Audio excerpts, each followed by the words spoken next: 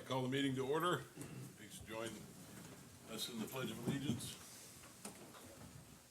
Pledge allegiance to the flag of the United States of America and to the republic for which it stands, one nation, under God, indivisible, with liberty and justice for all.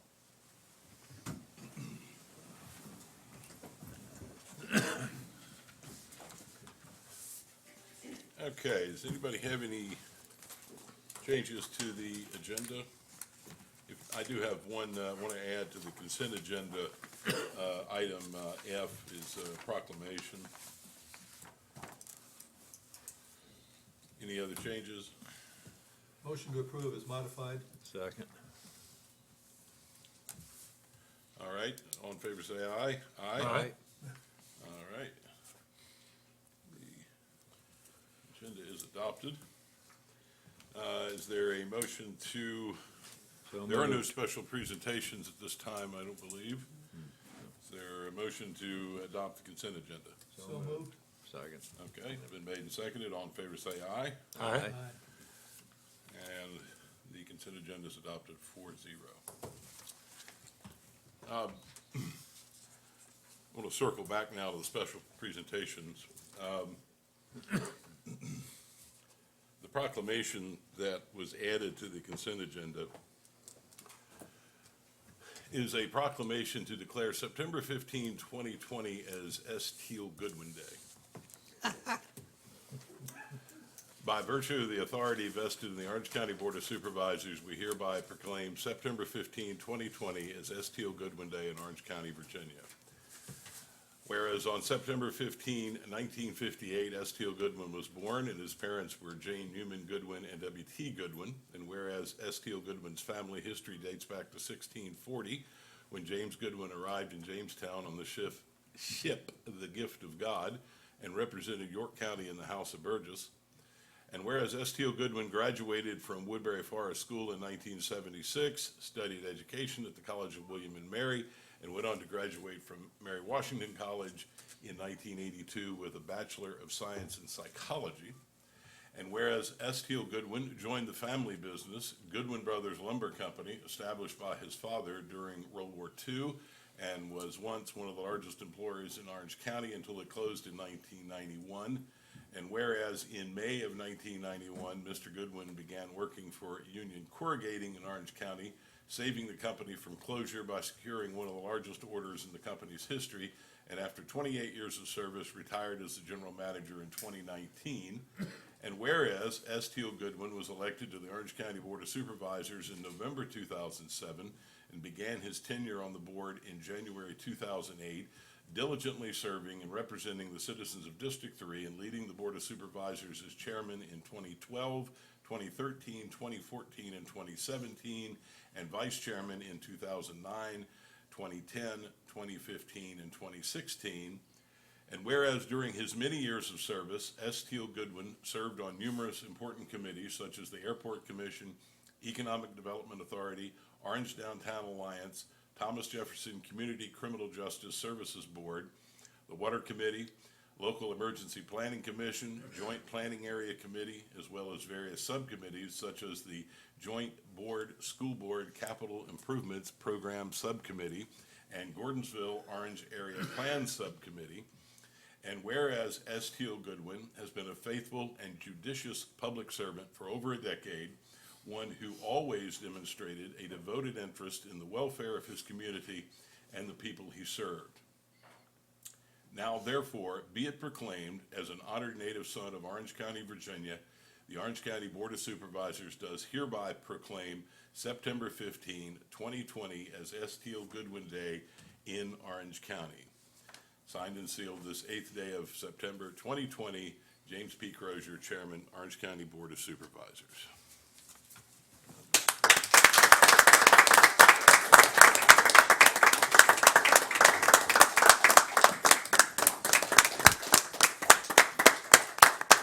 Thank you all. I guess that's why I didn't get a copy. Yes. Oh my gosh, guys. He's got Something to A little put better on, copy. put on, something to put on the wall there.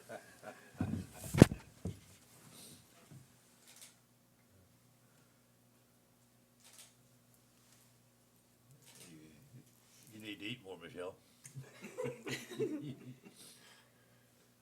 I guess the wife was in on this one too then. It was kind of tough to keep it secret. Why otherwise should she be here? You did look a little surprised when she walked in.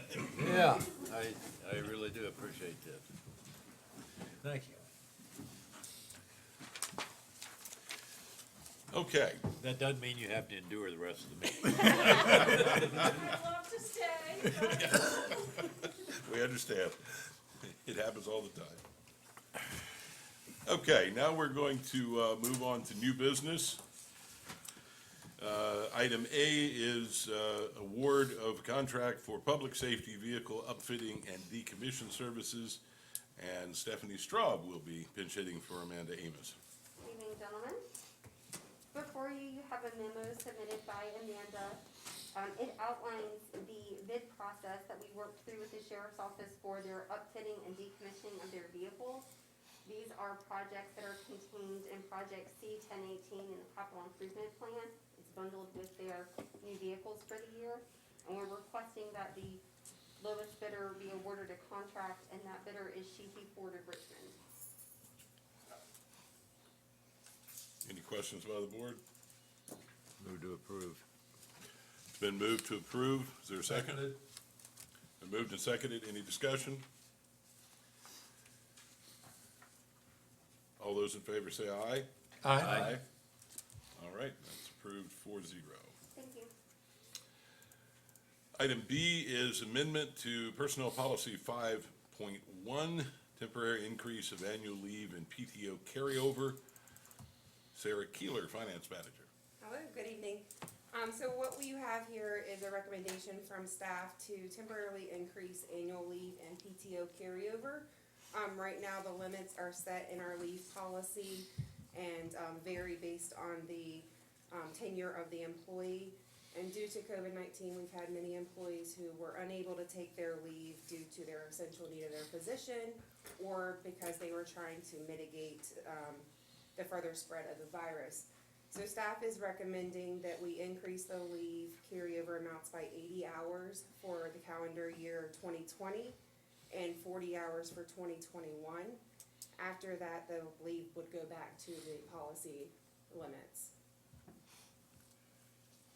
How many people are affected by this? I don't know exactly, but it's mostly our tenured employees.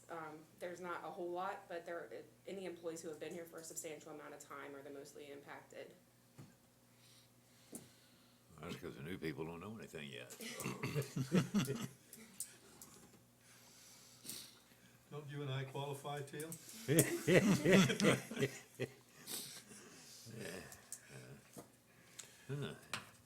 Any other Damn questions it, a for raise. Sarah? Anybody care to make a motion? So moved. Second. It's been moved and seconded. Any discussion? Hearing none. All in favor say aye. Aye. Aye. Opposed? Passes 4-0. Thank you. Thank you, Sarah. Okay, 5C is Historic Courthouse Temporary Use Agreement. Kurt Hildebrand, Assistant County Administrator for Operations. Thank you. Good evening, members of the board. Congratulations, Teal. Thank you very much, Kurt. You have a memo before you, and I do believe that Mr. Voorhees has spoken, I think, to each of you guys about the historic courthouse. So I believe you're familiar with what the circuit court wishes to use the space for.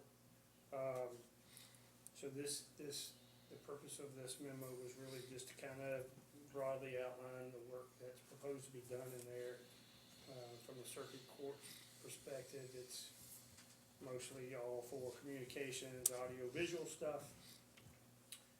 From Public Works' perspective, all we were proposing to do to prepare for them using the space is to repair the plaster, and paint the room, replace or add blinds to the windows and change out some of the light fixtures. We're still gathering information on the cost of that, but we have put in a conservative budget in the CARES Act of about $70,000, and I don't think it's going to be much on our piece, but that's what we are proposing to do to prepare that space and make it look more presentable. So you have the recommended action at the end of that memo regarding the letter of agreement. And that's the action that's proposed before you. Was the 70,000 for the cosmetic work? Yes, sir. So this, the 65 is in addition to that?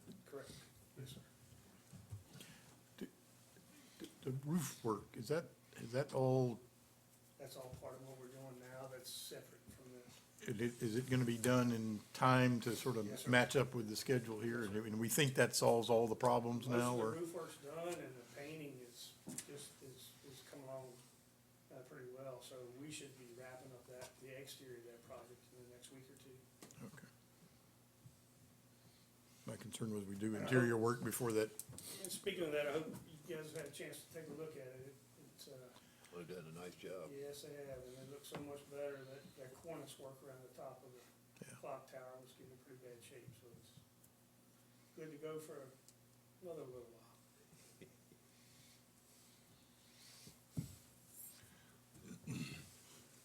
Okay, any further discussion, or somebody want to make a motion? So moved. Second. It's been moved and seconded. All in favor, say aye. Aye. 4-0, passes. Thank you. Thank you, Kurt. Item D, CARES Act funding, recommended spending plan. Glenda Bradley, Assistant County Administrator for Management Services.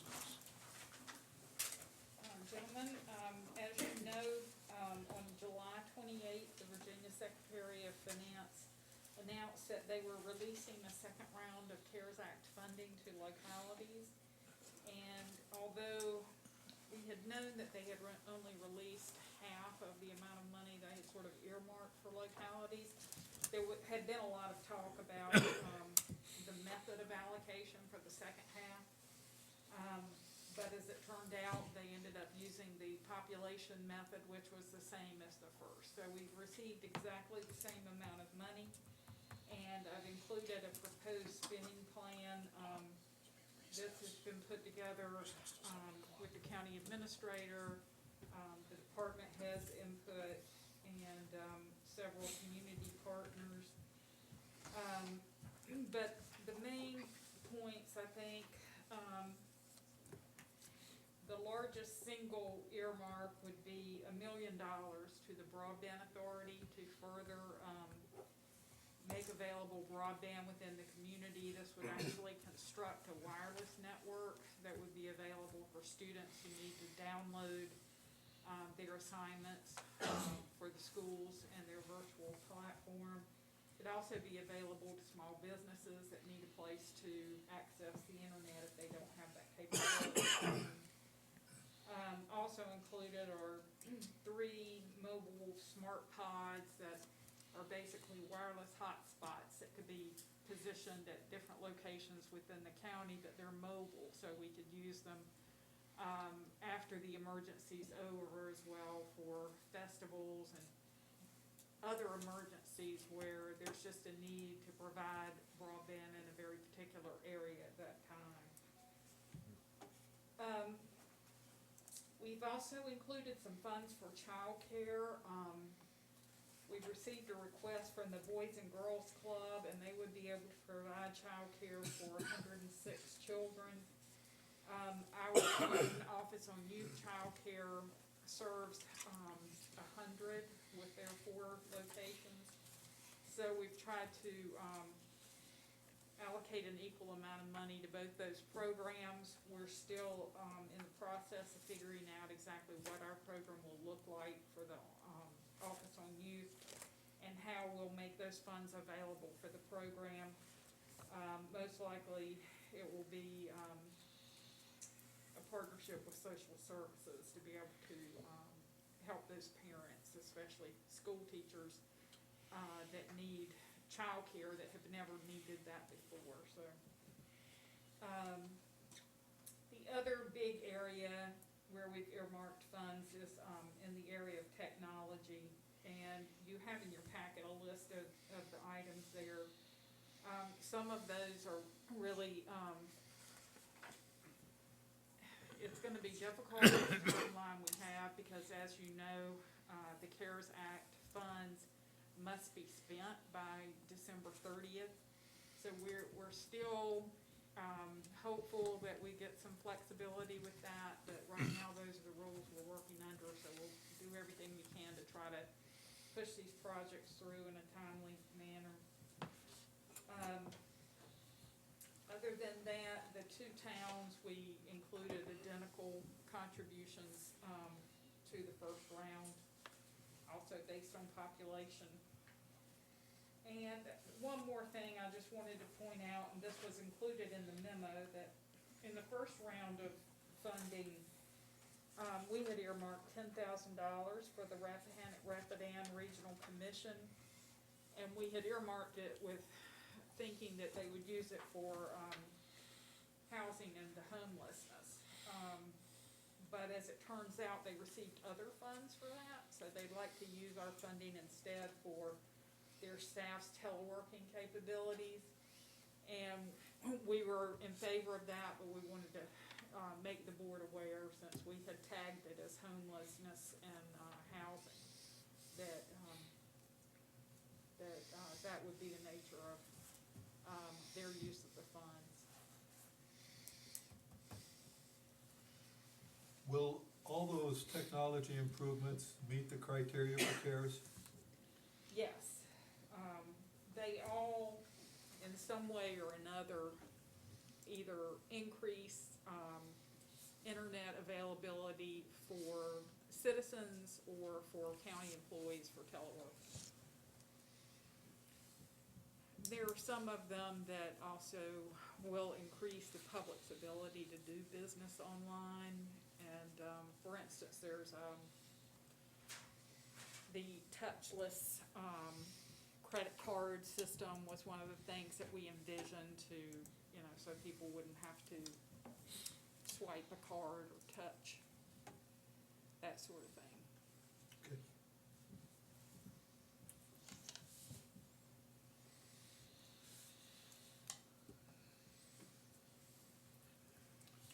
Any other comments or questions?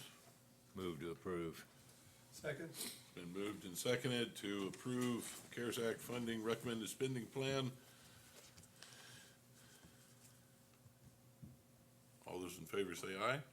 Aye. Opposed? Passes 4-0. Thank you, Glenda. Thank you. Okay, item 5E is donation of medic unit to Germanic Community College. Stephanie Straw. Good evening. Staff received a request from Dr. Gullickson, who's the president of Germanic Community College, for a surplus medic unit to be used for their new emergency medical services program. She envisioned being able to use it, once they're allowed to hold them again, to go to sort of, like job fairs, and also upfit it to actually teach the students what it feels like to be in the back of a medic unit. And it would be primarily housed at the Locust Grove campus, which is their medical campus. We have identified a 2009 Chevy VIN 4099 that we feel would be appropriate to the program, and Dr. Gullickson has again expressed her interest in that unit. So we are requesting that you surplus that unit and then approve the donation to Germana of that unit. And why did we surplus it?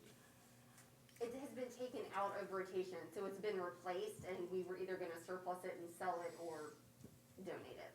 Okay, but, I mean, the engine is okay, and if they're planning on going somewhere with it, we don't wanna give them Yes, something that this is one of won't. the better ones. Okay. It's not gonna be used for any emergency. No, Just but strictly- if they're going to job fairs, Yeah, yeah. it needs to actually make it to the job fair.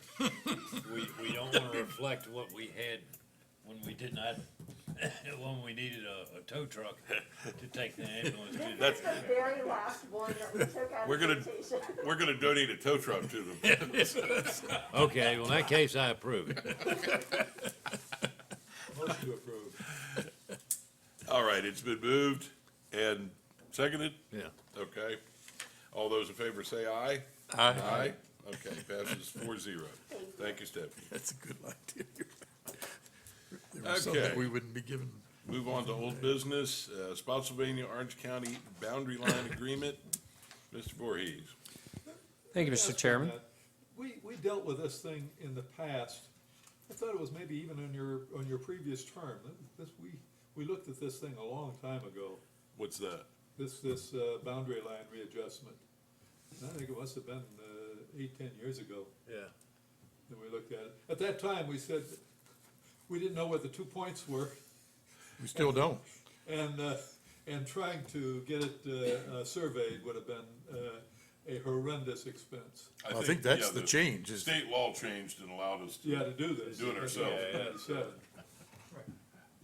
In fact, we actually petitioned for the state law change so that we could use the GIS to do this.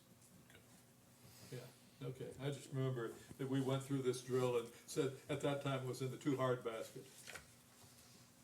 Otherwise, it'd still be a straight line. When or no Mr. line at all. Yeah.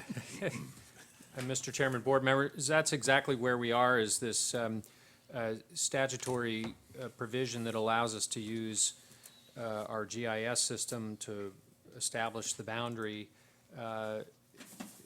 as opposed to commissioning a survey, allows us to do this relatively inexpensively. And so the agreement, which is in draft form in your packet and was put forward prior to my arrival, but as I understand it, is essentially to follow parcel lines. So instead of that straight line that we are used to seeing on the eastern boundary with Spotsylvania, perhaps the wall map over there behind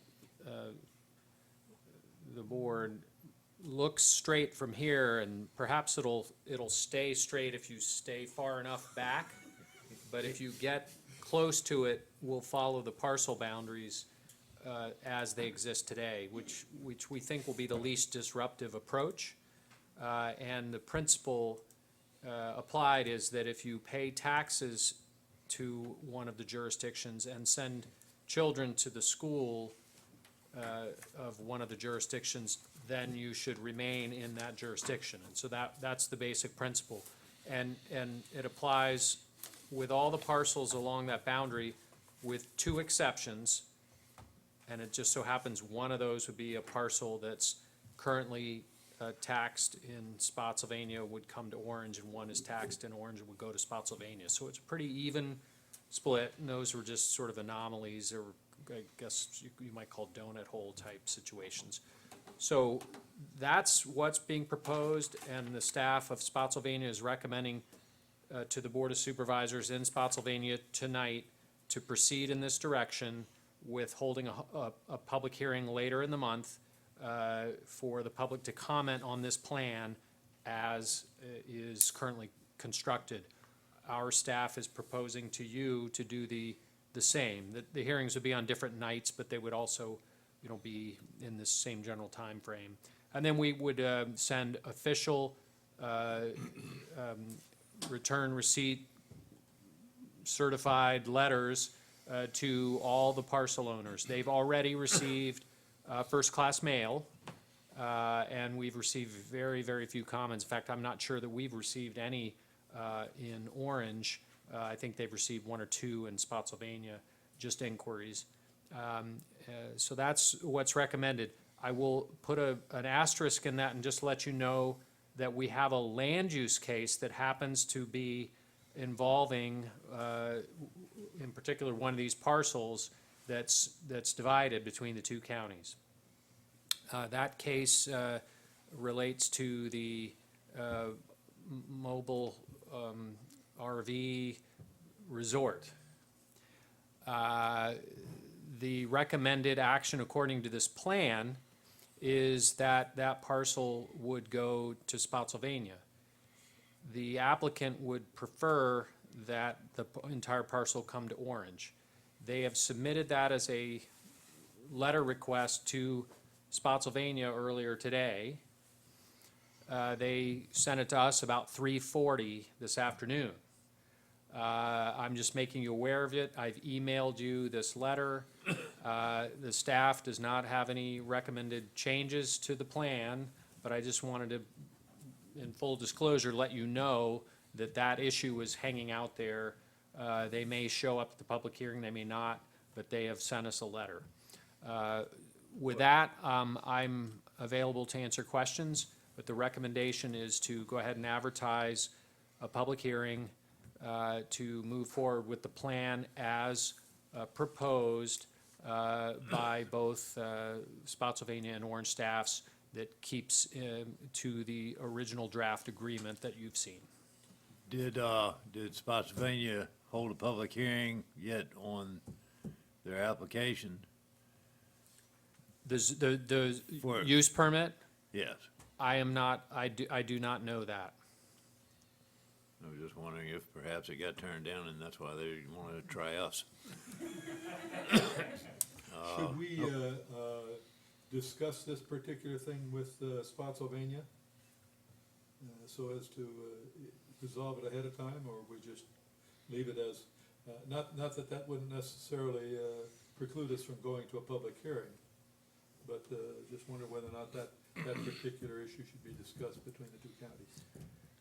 That one parcel and that Yeah. one case, as I understand it, the Spotsylvania staff is recommending to move forward as originally proposed without any changes. Okay. And Wanda Parrish, the Assistant County Administrator, said she would text me or email me if she gets an answer. And actually 5:30 is kind of when she was figuring she would know. So we're sort of right in that window of time.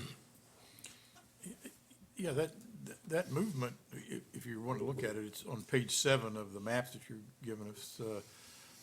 That movement would involve a substantial rebalancing, because today, the majority of the acres are in Spotsy.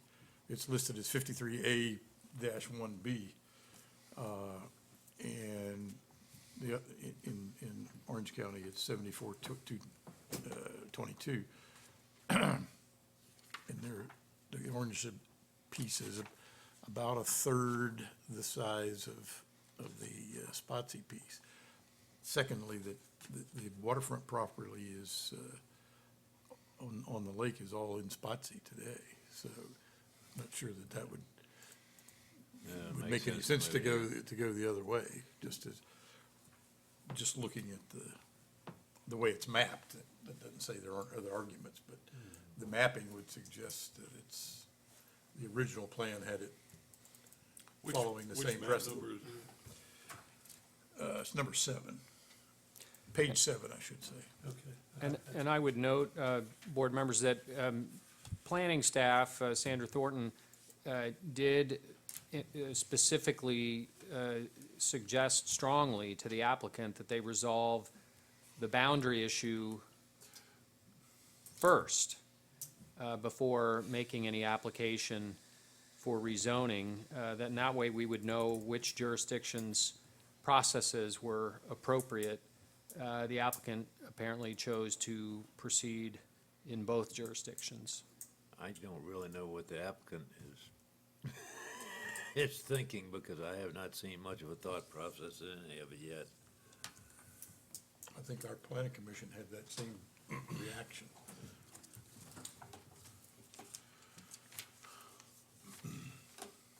Anyway, if we need to approve this as is, I approve it as is.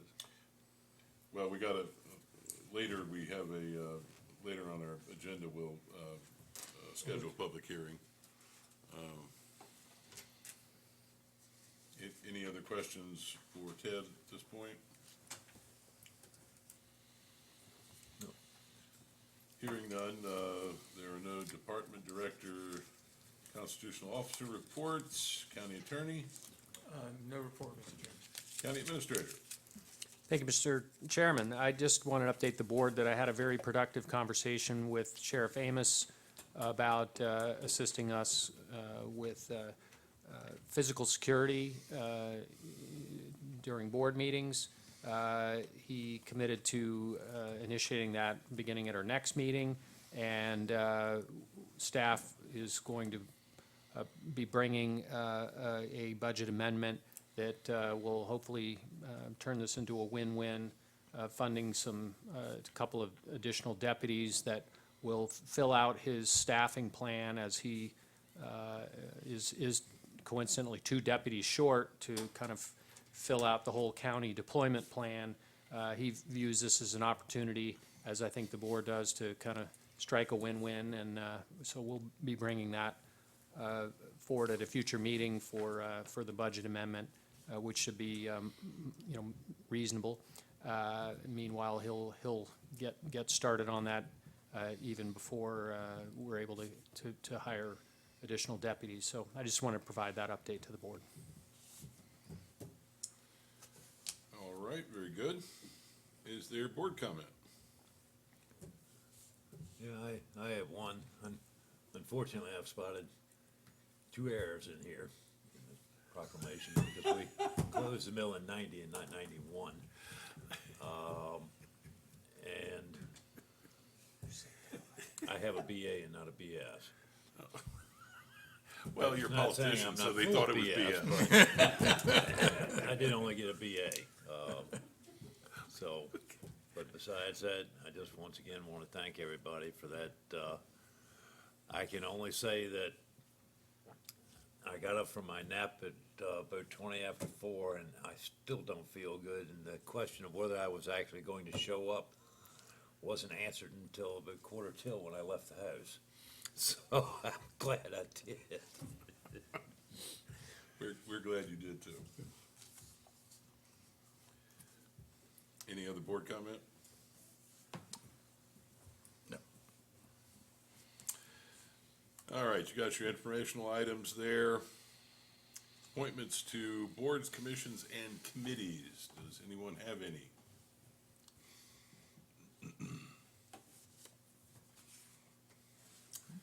All right, now we will go to the calendar.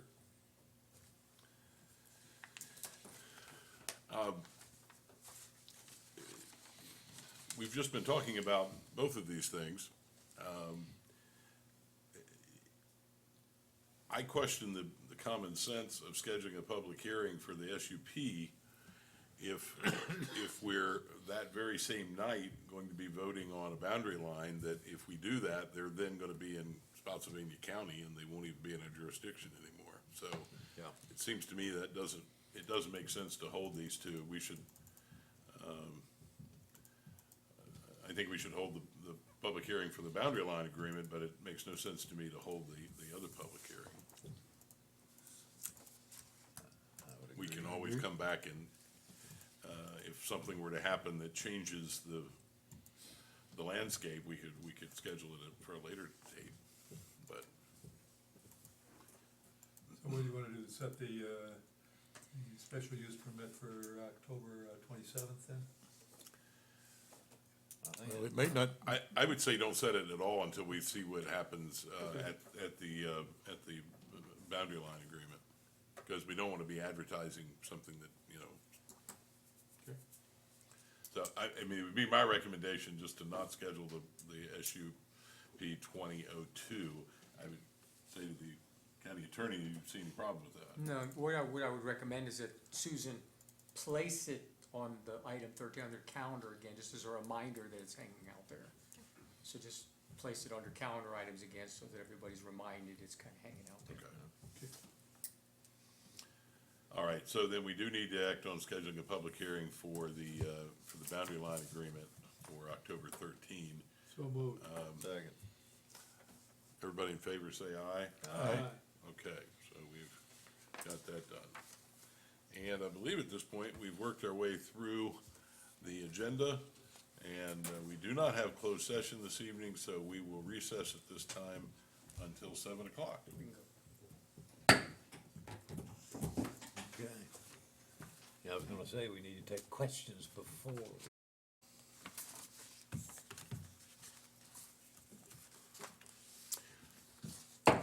Okay, 7 o'clock. Call the meeting back to order.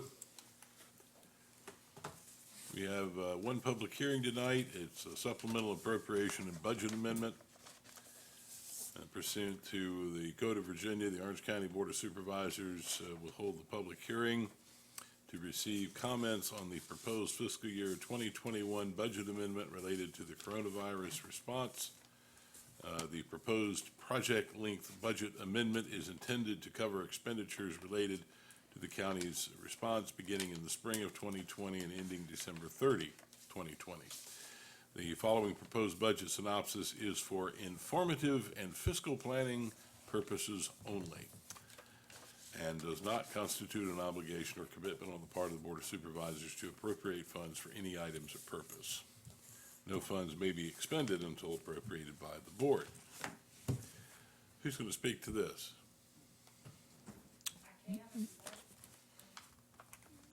Mr. Chairman, certainly Glenda gave an outline of the spending plan side of this. The reason for the public hearing, however, is because the size of this appropriation exceeds 1% of the total county budget. So by statute, we're required to have a public hearing. The essential, crux of the matter here is these are federal funds passed through to the state, and then the state took a population-based approach to share with the rest of the Commonwealth. Our share, the first round when we did this, was 3.2 million, 3,232,557 to be exact. And then this is our second allocation. So we've had one public hearing to take the first amount and put it in a project fund, which then is not bound by fiscal year limitations.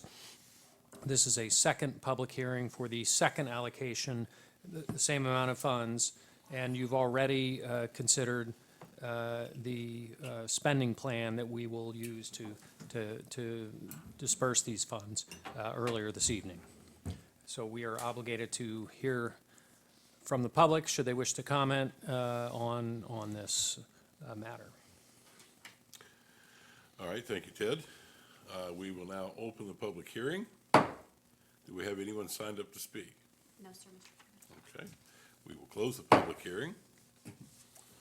Comments or motions by the board? I believe I heard a motion to approve. Mr. Second. Goodwin, seconded by Mr. Frame. Any discussion?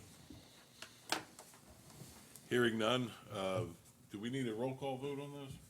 Yes. Okay, Susan? Mr. White? Aye. Mr. Frame? Aye. Mr. Goodwin? Aye. Mr. Johnson? Aye. Mr. Crozier is absent. All right, so the budget amendment passes 4-0. Thank you, board members. I move we adjourn. Second. All in favor, say aye. Aye. We are adjourned.